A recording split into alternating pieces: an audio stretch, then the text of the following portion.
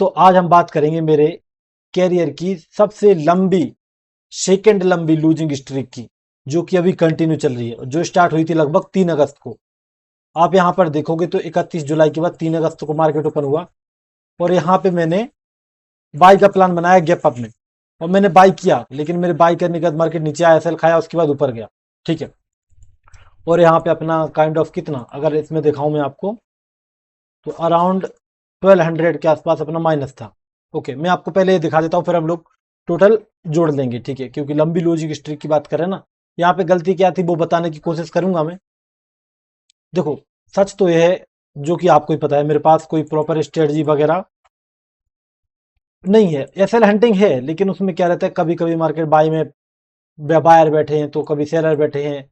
अब पता नहीं वो बैठे भी हैं कि नहीं बैठे हैं, समझ रहे हो, किस बेसिस पे बोल रहे हैं वो, उसका कोई कई बार बिगड़ जाता है। लेकिन अभी लूजिंग स्ट्रिक को समझ लेते हैं, बाद में उस बारे में हम चर्चा करने की कोशिश बिल्कुल नहीं करेंगे।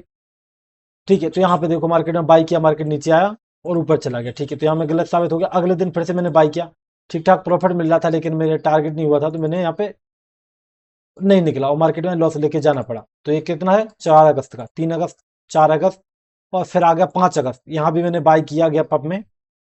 यहाँ पे देखो गैप अप में 3 दिन बाई किया, तीनों दिन ऐसा गया मेरा। यहाँ भी गैप अप में बाई करने का प्लान था, और यहाँ भी मार्केट ने कहीं ना कहीं मुझे गलत साबित कर दिया। ठीक है, 5 अगस्त के चार्ट में। उसके बाद आ गए हम लोग, फिर हमने क्या किया कि थोड़ा सा जो मार्केट है उसमें थोड़े से बच के रहने की कोशिश की। हमने सोचा 1-2 दिन होल्ड करते हैं, फिर ट्रेड करेंगे, तो शायद अपना कुछ बात बन जाए। तो मैंने 2-3 दिन के लिए होल्ड किया। उसके बाद फिर से मैं आया रेडी होके, फिर से कोशिश की यहाँ पे 11 अगस्त को, फिर से यहाँ पे बाई किया, मार्केट नीचे। ठीक है, आप देख रहे हो ज्यादातर मेरे एसएल बाय में जा रहे हैं। फिर मैंने एक दिन का वेट किया, यहाँ पे ट्रेड नहीं ली, यहाँ पे कुछ वो था, जो भी हो, लेकिन वो गड़बड़ हो गया। यहाँ पे फिर से मैंने अगले दिन यहाँ पे सेल का प्लान बनाया। असल में मैं इंट्राडे सर को देख के कर रहा था उस टाइम पे, और सही कर रहा था, सर के चल रहे थे, मेरा नहीं चल रहा था। लेकिन यहाँ पे देखो मैंने यहाँ पे सेल किया, ये कौन सा है, 13 अगस्त को मैंने सेल किया था। यही देख के कि यहाँ पे बायर वगैरह बैठे, इनको टारगेट करते नीचे आएगा। मैं कॉन्फिडेंट था इस दिन बहुत ज्यादा कि मार्केट बात बन जाएगी मेरी, लेकिन यहाँ बात नहीं बनी। अगले दिन आया मार्केट, फिर से मैंने सेल का प्लान बनाया कि मार्केट है फ्लैट में और गैप डाउन में बात बन जाएगी सेलिंग में, लेकिन मार्केट सेलिंग में नहीं गया और अपना एसएल खाया। उसके बाद सेलिंग में गया, फिर ऊपर चला गया, एक तरह साइडवेज मार्केट था। अगले दिन आए, फिर से यहाँ पे बाई का प्लान रखा कि मार्केट में बाई करेंगे, प्रॉफिट बनेगा। मार्केट में गैप डाउन भी हुआ और सेलिंग में भी आया। ये कौन सा चार्ट है, 17 अगस्त का है। ठीक है, तो हम गिन लेंगे इसको, टेंशन ना लो। उसके बाद आते हैं हम लोग 18 अगस्त को, यहाँ भी बाई का प्लान था। सबसे बड़ी गलती पता है क्या हो रही है, बार बार जितने भी ज्यादातर माइनस गए वो बाई के प्लान के चक्कर में गए। बाई का प्लान मार्केट नीचे, बाई का प्लान मार्केट नीचे, ये वाला मिस्टेक बहुत ज्यादा हुई है। ठीक है, ये 19 अगस्त से यहाँ भी बाई किया, मार्केट ओपन होते सही मार्केट नीचे, यहाँ भी मिस्टेक। उसके बाद हम लोग आ गए यहाँ पे 24 अगस्त को, यहाँ भी बाई किया गैप अप में, यहाँ भी नीचे।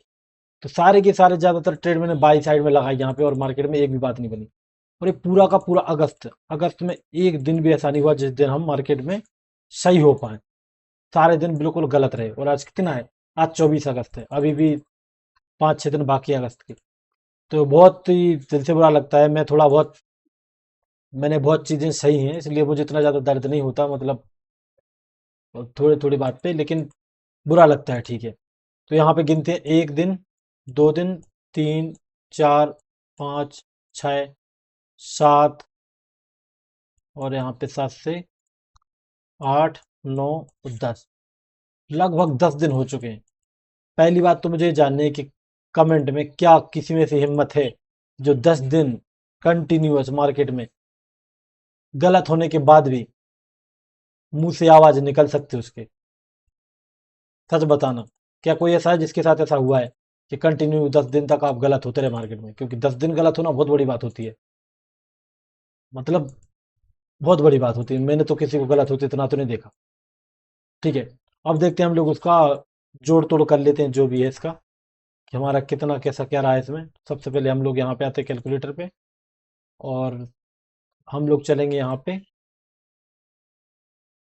स्टेटमेंट पे। तो ये तो देखो यहाँ पे दिख रहा है जो कोटेक न्यूयॉर्क है, 4382, तो इसको तो डायरेक्टली हम यहाँ पे पुट कर देंगे, 4382, यहाँ पे 4382, ये हो गया।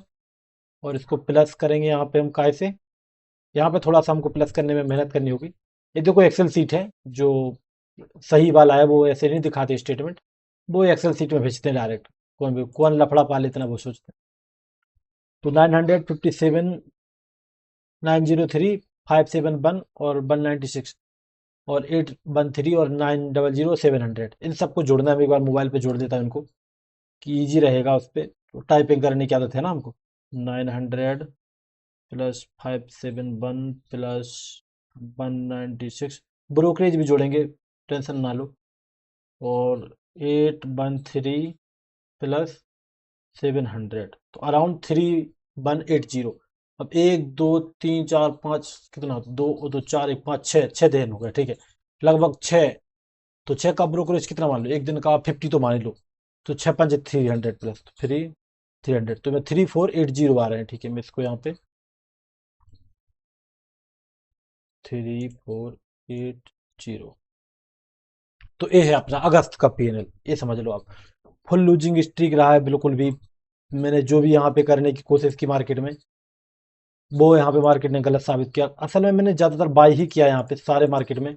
और पता है सोचने वाली बात क्या थी, सोचने वाली बात यहाँ पे पता चलेगी बड़े चार्ट पे, जैसे कि 5 मिनट का टाइम फ्रेम, इस पे आपको अच्छी तरह समझ जाओगे कि यहाँ पे हुआ क्या। देखो मार्केट सेलिंग में आ रहा था, सेलिंग में आया ना, यहाँ पे देखो आप, सेलिंग में आ रहा था। मैं बार बार यहाँ पे कॉल ले रहा था, 1 2 3, फिर यहाँ पे कॉल, यहाँ पे कॉल, यहाँ पे बार बार कॉल लिए जा रहा हूँ। मार्केट कहाँ पे आ रहा है, इसी अगस्त में शुरुआत, अगस्त के शुरुआत से ही आप देखो यहाँ पे मार्केट पहले जो ऊपर बढ़ रहा था ना, यहाँ पे सीधा सीधा अगस्त स्टार्ट होते सही 3 अगस्त से ही गिरना शुरू हो गया मार्केट।